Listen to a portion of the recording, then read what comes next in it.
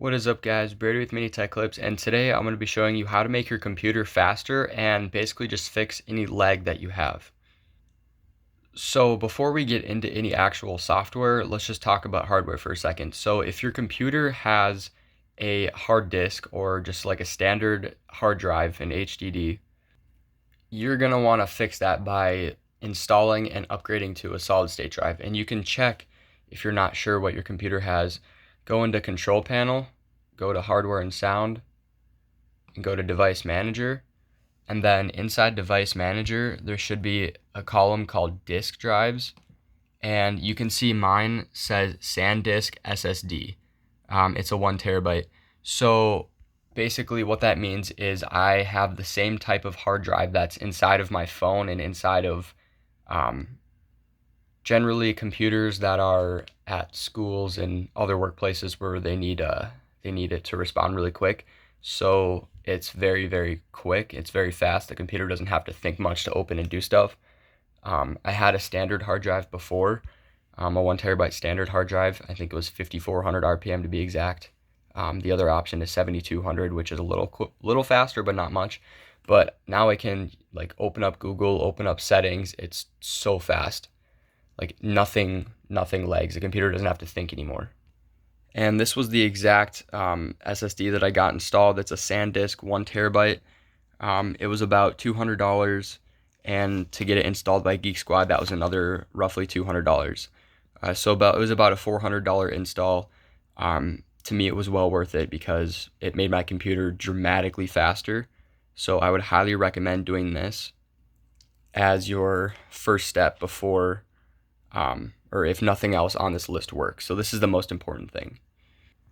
So the first thing you want to do inside your actual computer after, or if you already have an SSD, is go down to battery down here.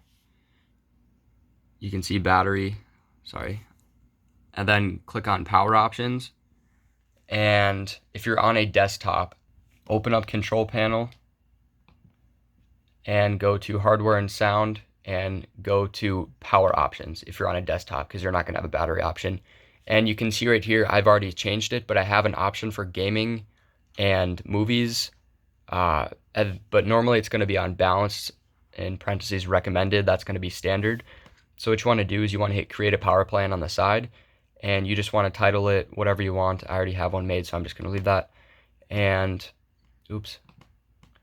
when you're on the title screen, you want to basically just select whatever you want. So if you want to plan for movies, like I have, you just go on power saver. Basically, it's just going to make your computer just a little slower to conserve battery.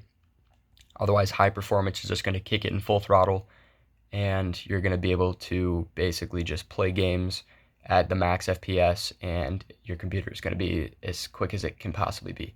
So you're going to click next, and you're going to, this is all personal preference. I think having it plugged in, it should never shut off, at least in my opinion, because if I'm going to leave it there, it's plugged in, it's not going to die on me, although it could be bad for the battery, so that's up to you. Maybe 10 minutes in an hour, and click create. Now you can go further in depth by clicking on change plan settings when you're at this screen. So if you click change plan settings and you go to advanced power settings, there's going to be this menu that pops up with all these different, basically just preferences. And the one you're going to be looking at is processor power management. Now this is just going to tell the computer how much power exactly to use on that specific plan. So if you go to minimum processor rate, if you're on high performance, you want the minimum to be at 100. So your computer is always at 100% of its potential, and plugged in also 100. And then if you go down to maximum, that should also be at 100. Now if you're at a power saving plan or one that you want to use less battery, 50% would be just fine as long as your computer isn't terribly slow. Otherwise, I might recommend 75% when it's plugged in and 50% when it's not plugged in. And that'll just save battery because your computer's not going to be full throttled the entire time. And you can scroll through other settings in here. This is just, these are just little like side options basically, but the processor power management is the most important one. So when you're done tweaking all your settings, you can just click apply, and none of it will hurt your computer, so don't be afraid to tweak around. and you can go ahead and close that, and let's go on to the next step. So for this next step, you're going to go down to the search bar, and all you're going to do is type in %temp%, and you're just going to click enter, and this menu should pop up. It should be under users, owner, app data, local, and then temp. These are temporary files that get stored in your computer, and I just got my hard drive installed like a couple weeks ago, so I really don't have a whole lot of stuff built up, but people who have had their computers for years might have gigabytes worth of stuff built, and all that's doing is just sitting there and doing nothing. So I'm going to hit Control A, and then just right click and basically just delete all of this. So check for all current items, skip, and it's just going to delete everything in this entire folder. There's one thing that got remained, so you can just leave that.